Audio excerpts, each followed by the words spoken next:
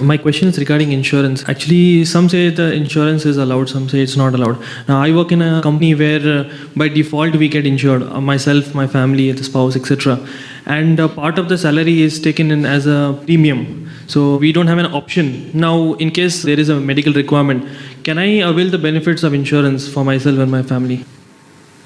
But that's the two parts of the question. First part, that medical insurance, is it allowed or not? Or is insurance haram or halal? And secondly, since this company has forced him into a policy of insurance from his salary, so can he avail of the benefits? As far as the first question is concerned regarding is insurance allowed or not, per se insurance is not haram. It is mubah, it's optional, it's halal, insurance per se. But because most of the insurance, they involve interest or riba, that's why it becomes haram. So business per se is halal, allowed. But if the business deals with alcohol, it becomes haram. If the business deals with riba, it becomes haram. So similarly, insurance per se is not haram.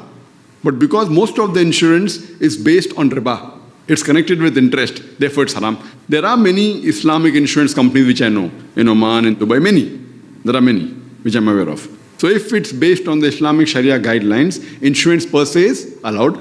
But in India also, most of them which I know of, they deal with riba, therefore it becomes haram. Now as far as in your case, if you're working in a company, and they say that you have to take out a medical insurance, and they cut from your salary, and then can you avail the benefits? See, there are many things which are rules of a company, which you have an option to avail or not, and some places you don't have option. As far as medical insurance is concerned, if the company cuts, I feel if you go and approach the management and say, I don't mind insurance, but because it is haram in our community, please don't cut my salary.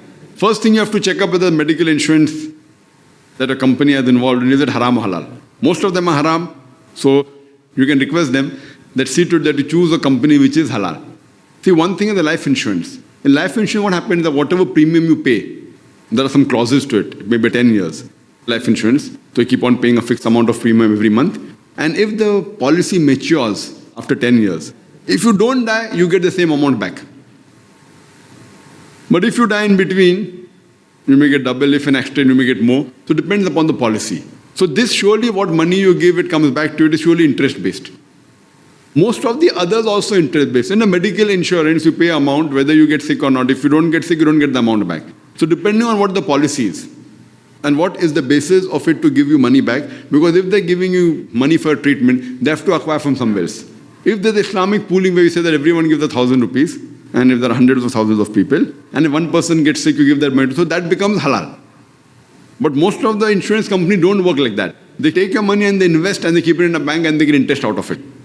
So if the money that's taken from you, the premium taken from you, if it is invested in a business which is not haram, then the policy is halal.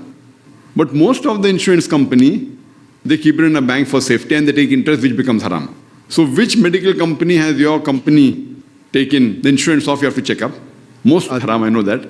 I can't say 100%.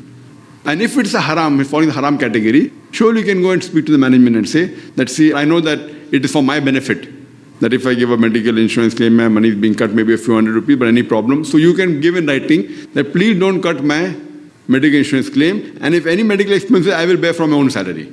So if you give in writing, I doubt whether any company will object. Now that's the difference, is that people don't go and speak to the management that way. So there's no rule of the government that the company should take medical claim from you. It is a policy of the company. And if you're able to convince to the company, say, this is my religion, it is haram, no Muslim may have come and told them that. So you explain to them, majority, I think, inshallah, most of them will agree with the demand. And there are many such cases which I have guided people in other aspects like offering salah. You go and request, why won't they accept it? But speak in a good way. That if you are taking a few minutes for salah, say, I will work extra for that. See to it that the work is not disturbed. See to it that you get better output. So if performance is good, the company will not mind acceding to your request. But generally, taking an insurance policy of anything which involves the riba is not allowed in Islam. Hope that answers the question.